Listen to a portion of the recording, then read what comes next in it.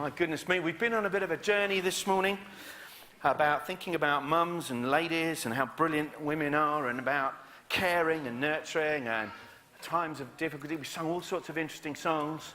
I just want to think a little bit about caring this morning. I've entitled this Who Cares? I'm not sure why. I was struggling with the title, really, I think. But it is Mum's Day, and we have been celebrating that. And we do want to celebrate what mums do. Because, as we find out, without mums, we're lost. We're hopeless. But also, it's time to celebrate all people who care for others. Professionally, families, all right, all those around us who show us care, it's time to celebrate them too. So if they're not here, perhaps on another time, give them a call, go and see them, say thank you for the care that you give to me, whatever role that might be, because it's vital for our well-being, physical, emotional and mental well-being, that we're cared for. And also, let's celebrate our friends. You know, friends are brilliant, aren't they? Oh, blimey. Let's try that again. Friends are brilliant, aren't they? Yeah. Oh, I thought it was just me.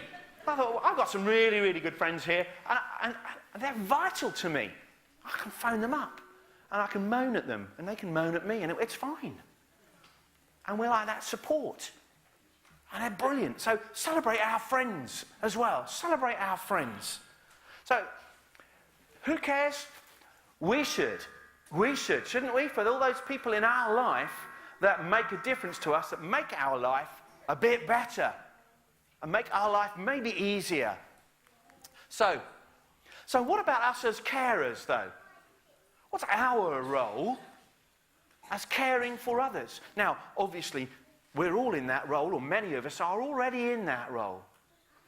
Being mums, dads, professional carers, brothers, sisters, because we all care for our big and little brothers, don't we? Oh dear. Oh, maybe not then. Maybe not. One day you'll see the beauty in your siblings. One day. Took me a while. I got there in the end. Do you know what? What I learnt in looking at this morning is that God provides what we need to bless others. You know, sometimes, what can I do? How can I be a carer? How can I help other people? What can I do? I've got nothing to offer. And you know, in that story of the widow of Zarephath, however you pronounce that one, that old lady said, what have I got? What have I got? How can I help this great prophet? Do you know, and what happened is that this man Elijah came to her in need. There was a need that needed to be sorted out. He was hungry, he had not had any food. Okay? Person in need. But the widow, what have I got? I've just got this. That's all I've got left. And after that, I'm going to die. It's not a great tale, is it? But you know what? God provided what was needed to help Elijah. To help that lady help Elijah. All right? She had nothing. What could she offer? The last bit of flour, the last bit of oil that she was going to use for herself. But she gave it to Elijah. And God blessed that. And God blessed that act of giving. God used that act of giving. That sacrificial act of giving, God used to bless Elijah. And was the woman blessed too? Yeah. The woman received blessing too because she didn't die. And in an event, Elijah was able to save her son later on in that story, when her son got ill. So she received blessing from God by her sacrificial help of other people. She had nothing, but she gave it anyway. And when giving it, God blesses that act. And that's what I learned from that story. I'll tell you a story here. You won't recognise that. That's a church I grew up in as a teenager. It's New Malden Baptist Church in New Malden, surprisingly, in Surrey. It's a little suburb of South London. And I grew up there. I went there from about the age of about 10 to 18 and all through the youth groups. And we sat in a church meeting once. This is a surprise, a 16-year-old at a church meeting. I must have been a real geek. But we sat in this church meeting and a story was told. I can't remember the names of the people. It's like centuries ago. But I shall never forget the story. And the story was, we'll call him Jack. Jack and his wife had been on holiday in North Wales. I remember it was North Wales. And his wife had become seriously ill on the holiday. Intensive care in a hospital in North Wales. All right? And he'd had to come back with the kids, get back to school. And he was travelling backwards and forwards to North Wales for about a month. Driving up, driving back, looking after the kids, getting people to help. And at this church meeting, the church said, what can we do? We've got to help. We need to do something. And somebody had the bright idea, let's have a whip round. And just so we can see if we can pay for some of his costs. Oh, and people were getting money out of their wallet, popping it in their old tray, digging in my pocket as a 16-year-old. What have I got? 50p. Pop it in. That's all I had. But I gave what I had. And the people were giving. And they gave it as an offering to Jack and his wife. And the following Sunday, there was a little announcement made. It said, just Jack wants to say so much for the gift that you gave him. When he totaled up his receipts for petrol, it came to exactly the amount that you had given, to the penny. And it blew me away. It blew me away. God knew how much he'd spent. He knew how much we had in our wallets and purses and how much we could give. And he gave it. Isn't that incredible? That God provides what we need to bless other people. Amazing. I've never forgotten how powerful that story was all those years ago when I was a young Christian. Need was seen by others, help was offered. That need was covered by God, not by us. God covered that need through what he's already given us to use. Amazing. I've got another story for you as well, very quickly. Don't want to keep you too long. There's coffee waiting. God provides what we need to bless others in John 6. Now, there's a little clue to the story there. What's the story? 5 digestives. The 5 digestives. Yeah? Yeah? I don't know what those other 2 things are. The story of the 2 fish and the 5 digestives. Okay, yeah.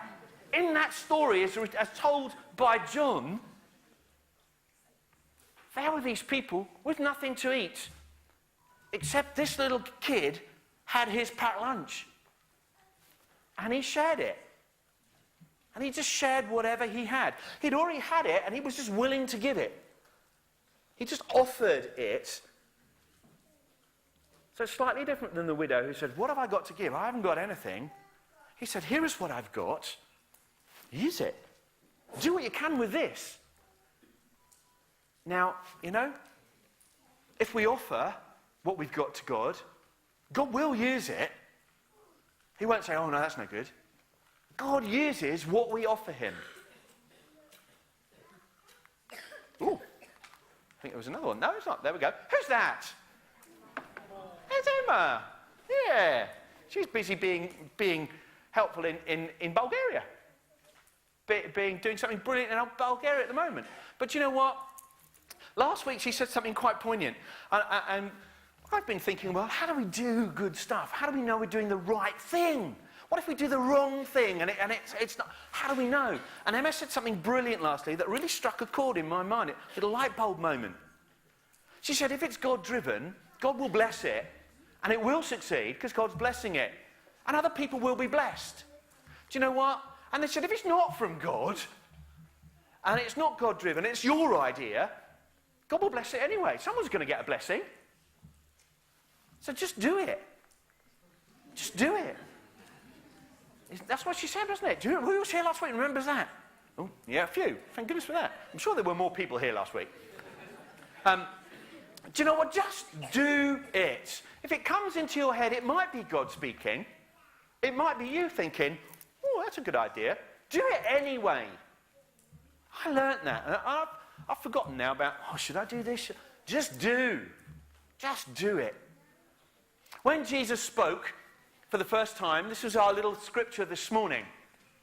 All right? The Spirit of the Sovereign Lord is on me because the Lord has anointed me to proclaim good news to the poor. He sent me to bind the brokenhearted, to proclaim freedom to the captives and release from darkness for the prisoners, to proclaim the year of the Lord's favour. Me. Me. Me. Now let's put your name in there. Let's put my name in there. All right? The Spirit of the Lord is on Jez because the Lord has anointed Jez to proclaim good news to the poor. He sent Jez to bind up the brokenhearted, to proclaim freedom for the captives and release from darkness for the prisoners, to proclaim the year of the Lord's favour. That's a challenge. That is a challenge, isn't it? Put your name in there. That's what this is about. That's what this is about. This is what Jesus calls us to. He calls us to do the same, doesn't he? Do the same. So, how can we be a blessing to our community? Smile. Smile at people. It freaks them out. It really does freak them out. Smile at them. I smiled at a kid in the corridor yesterday, and she went, "What are you smiling at me for?" I said, "Because you're my favourite pupil." She went, "Oh." Say that to all of them. But it freaked her out because somebody was smiling at her. All right, say thank you. Give a helping hand. Volunteer. You know? Nope. Volunteer. Do. Get involved. Charity. Here. Anywhere. Volunteer. Be a friend, not a foe. Give. Time, effort, energy, money, skill. Whatever you've got to give. Give it. Pray. Pray.